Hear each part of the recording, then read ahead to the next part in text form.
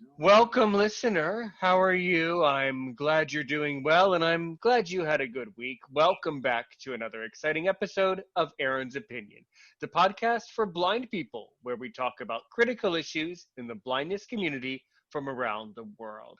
Before we get going too far, I would like to just remind everybody around the world that everything you hear today is copywritten by Aaron Richmond and Aaron's Opinion. Thank you for that. Second thing, Aaron's Opinion can be heard almost anywhere you get a podcast, from Apple to Spreaker to Spotify, YouTube, you name it, we're probably there. Follow me on Facebook, Twitter, and of course, you can also follow this podcast on Patreon. Today, I'm speaking with someone new, a very special guest, and I'm sure he is and will become a great, great friend and a great familiar face to our podcast here.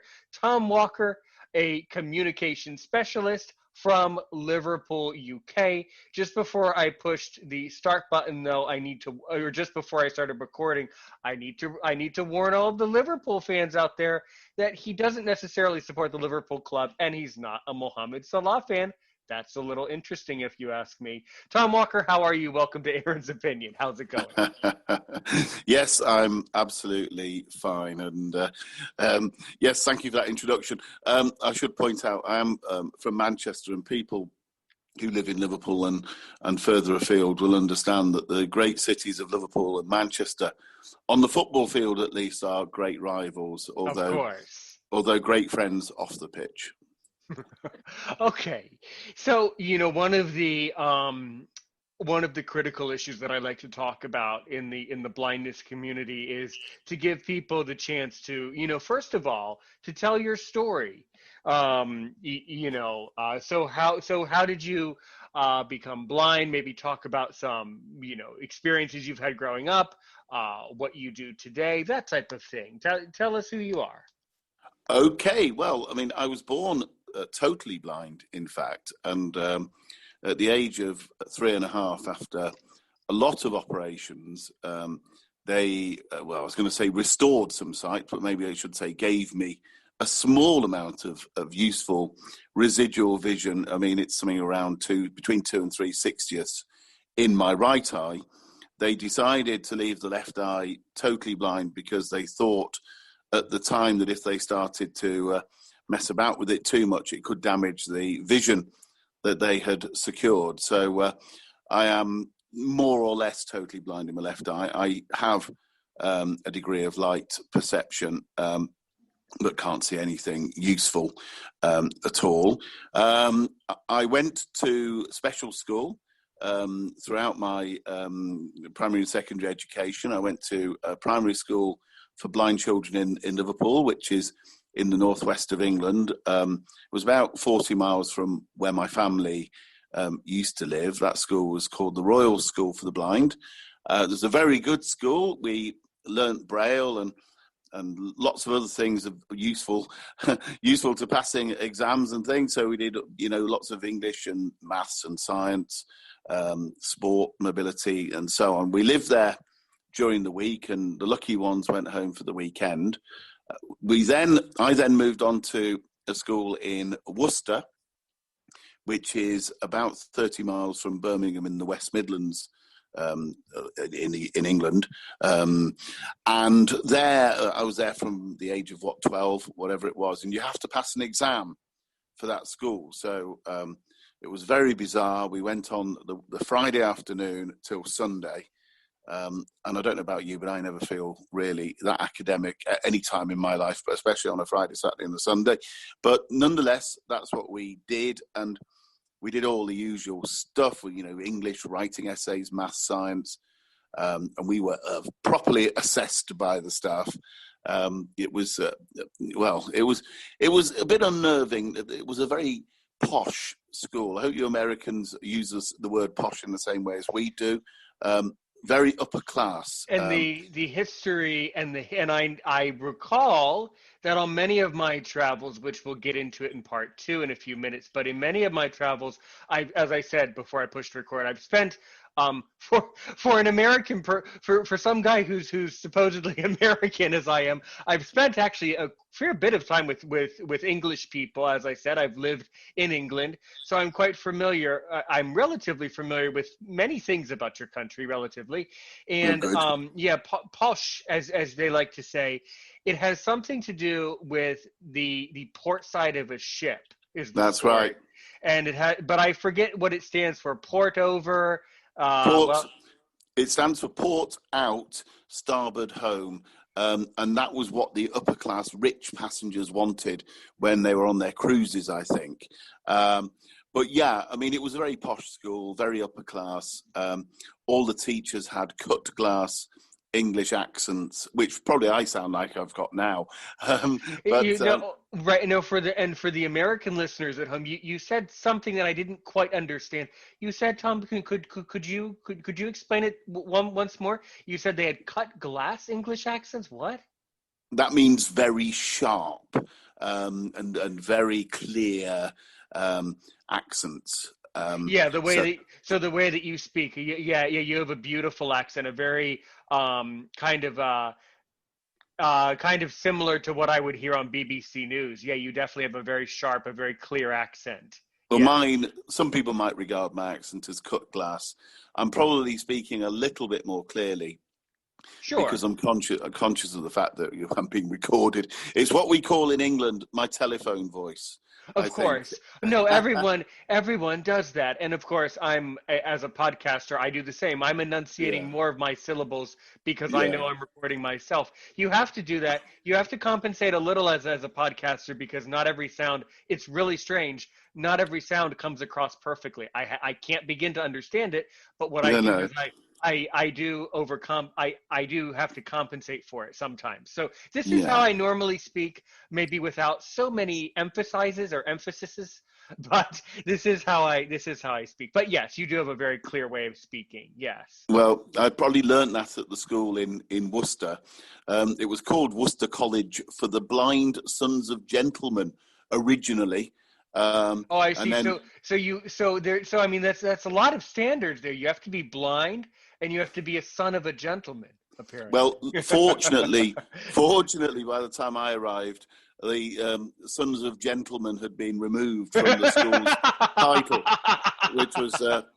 which was probably a blessing for all concerned. Well, Um, so that way, all of the disrespectful people that wouldn't have been able to get in that school could have gotten in there, right? well, which includes me, very much so.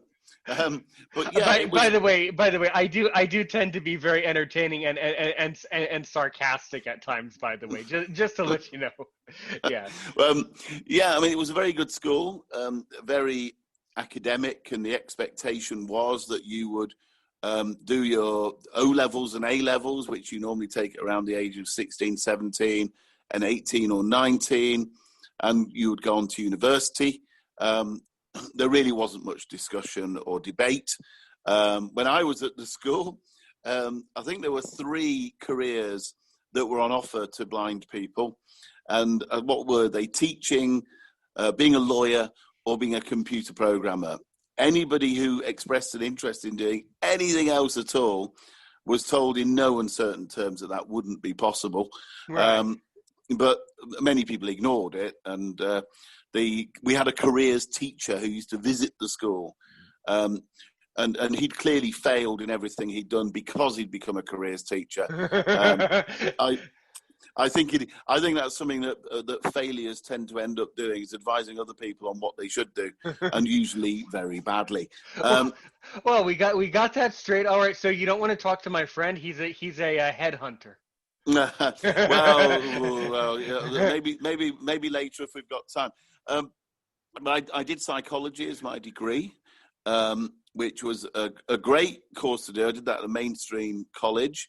The lecturers were incredibly helpful. Nowadays, I guess it's the same at universities in the US, but they have these special needs coordinators. And they provide everything for the visually impaired student, things in Braille or alternative formats. They didn't have I'm so old, they didn't have things like that in my day, which meant that the lecturers took responsibility for making sure I had copies of the overheads and everything else in an accessible format. And that worked. And then the minute they started to introduce special needs, the lecturers also, well, it's not my responsibility anymore, mate. Go and speak to somebody else. So, but my lecturers were amazingly helpful. I did my degree and did quite well, and did a postgraduate diploma in radio and television journalism at a university in Preston, which is again in the northwest of England, about 30 miles from Manchester. And that was also a great course. And the guy in charge, a chap called Mike Green, was an amazing character, really inspirational, very eccentric. I mean, real eccentric English, old English. You could imagine him wearing a bowler hat and walking down the road, waving his umbrella at things he disapproved of. But he was a great guy, a great teacher. And I, like you, I record podcasts and I do some work for the BBC and so on and so on and so on. And I still remember years later some of the things that Mike told me, which really is a testament to how good he was. Absolutely astonishing. After that, I'll try and be brief because otherwise we could be here all night. It's gone dark here in the UK, by the way, now. It's just after 8 o'clock. After that, I worked variously on, well, what we would say on both sides of the proverbial fence. So I've worked as a media manager for organisations, for local councils and central government. And I've worked as a researcher, producer and broadcaster for the BBC with varying degrees of success. The moment we're kind of half out of lockdown and things have been very quiet on the freelance front with the BBC. Luckily, other people have been prepared to pay me for my podcasts and dubious other skills. So I'm not here claiming poverty or living life of a pauper by any means. And life could be a lot worse. One of the things I have got coming up is it's a new role for me. In England, we have what are called employment tribunals, and it's a court hearing for people who claim that they've been treated unfairly or discriminated against at work. And I've been just appointed as what we call a non-legal member of the tribunal, so I get paid to offer my non-legal real-world expertise. So that work is coming in, hopefully going to come in very useful over the next few months and years. Well, that is especially interesting. In the United States, on my side of the pond, we do have the Americans with Disabilities Act.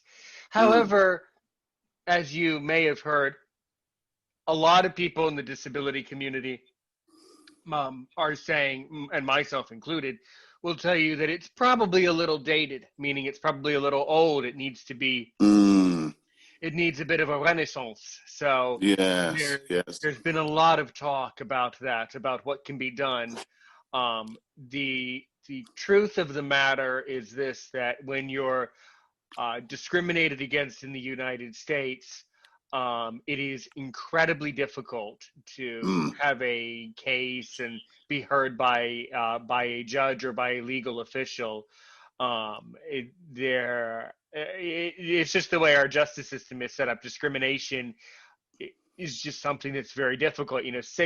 Basically 6 different things. There's like 6 different legal points that have to be proven, and it all has to happen in the right order, and it's very complicated. It would be considered very unusual for someone to claim a discrimination case. And so usually what I've done in life, and I'm saying this because to give you the hint that maybe I've faced discrimination, as really, by the way, all people face discrimination. It's just that all people don't talk about being discriminated against, but actually all people face some form of discrimination in their life, or else life wouldn't go on. That's life.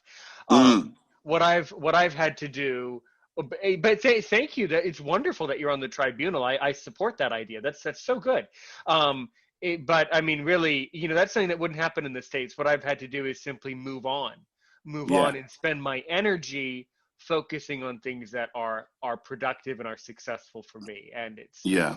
that's and and I am only 29 years old, so I don't know yet if that's necessarily the right thing.